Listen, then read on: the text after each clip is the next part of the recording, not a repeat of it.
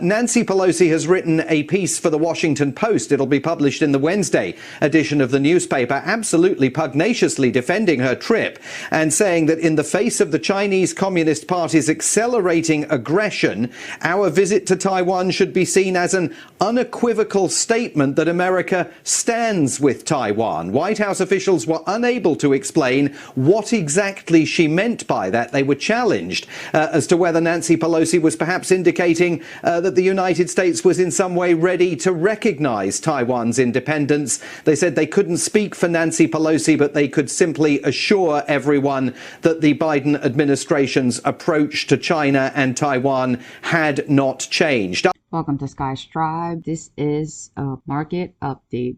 Everybody's talking about our favorite insider trader, Nancy Pelosi. The U.S. is provoking the dragon. Speaker Pelosi appeared to call out the Chinese President Xi Jinping.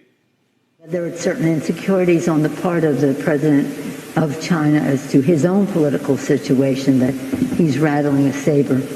Everybody's talking about how this could possibly start World War III. And there was criticism today of the trip in the pages of the New York Times from the respected foreign affairs columnist Tom Friedman, who described the trip as utterly reckless and went so far as to suggest that Nancy Pelosi was running the risk of sparking World War III. When major economies are about to default on their debt, war breaks out. Why does it happen this way every single time? We all know that China has repeatedly made clear to the U.S. its solemn position that China firmly opposes Pelosi's visit to Taiwan through various channels and at all levels.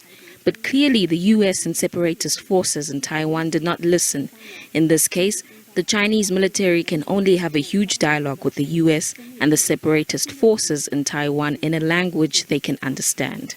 There's a bigger macro picture and then there's a micro picture. For this video, I'm going to focus on the micro because the macro one is more sinister than what people realize. And that'll be my next video. All of these events that are happening, I think are going to potentially result in the collapse of the global financial system as we know it. You have all of this fear mongering going on by the mainstream media. This is how they condition the masses to be okay with our government going to war. They have to have the people of the country behind it because Congress, the president, the powers that be, they cannot go to war without the approval of the American people. All you're going to see from now on is fear mongering.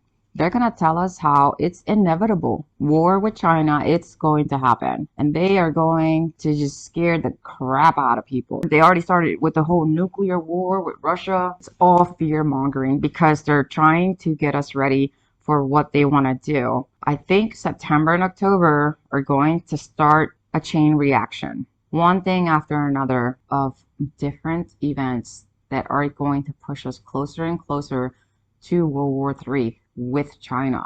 So September, you have the Fed meeting. They said they're going to raise interest rates, but it depends with all of these reports that are coming out. It's looking very, very bad all around the world. I mean, the IMF, the World Bank, the European Central Bank, everybody's basically psychologically getting the masses ready for what's about to happen. And that's going to be the Great Reset, essentially. Sometime starting this month or early next month, Mount Gox. Do you think those people that had Bitcoin in 2014 are not going to take their profits? That's a lot of Bitcoin that's going to flood the markets. So that's going to drive the markets even further down. And then the Shemitah, I told you, the Jubilee, it's without a fail. If you look at this calendar, it's happened. It's a cycle, like without a fail, it happens. You know, the moon has seasons, it has cycles, the sun has cycles. Everything has a cycle in a season. Just because you don't understand it doesn't mean it is not real. Come here, September, look at the dates for the Fed meeting, this Jubilee Shemitah. It's a super Shemitah because it's the 50th year, which means it's going to be more devastating. We have Ethereum 2.0 scheduled around the same time. I mean, what could possibly go wrong? Don't you see all of these events? They're like black clouds just circling above.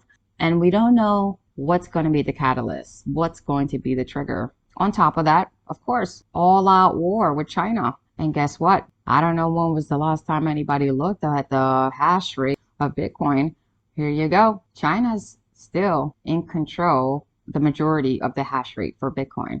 So if we go to war with China, what is that going to do to Bitcoin? Crypto is not going to be immune for what is coming. This has been in the works for a very long time, and that's going to be my next video to kind of follow on with this one, because this is setting up the stage for the death of the petrodollar. Check out this article talking about how these emerging powers are creating a multipolar framework for the emerging world order. This is not a conspiracy.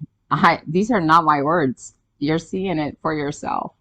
So there's going to be a new global order. China's been rising. The enemy of my enemy is my friend. Keep an eye on these things. Bitcoin could fall to 8,000 or more. What do these people know? This was written in May of this year. What could drive Bitcoin to $8,000? I don't know, World War III?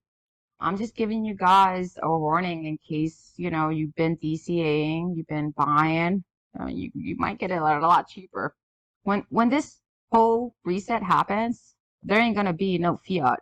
Everybody's going to be on CBDCs, and there goes your privacy. But that's another video. You mark my words, you call me Miss Cleo. Because why instigate? Why provoke? Why send Nancy there? Why allow her? And it wasn't just her. It was a few other people that were members of our government. It wasn't like she was just going on a day trip because she wanted a vacay. Like, you want war. You're stirring the pot. Who benefits from war? Ask yourself that. And then check out my next video, because I'll dive deep into that too. Be careful if you're doing some trades, if you're shorting, if you're longing. If you're swing trading, the consensus is we're going much, much lower. Just be careful, y'all. I gotta go. Later.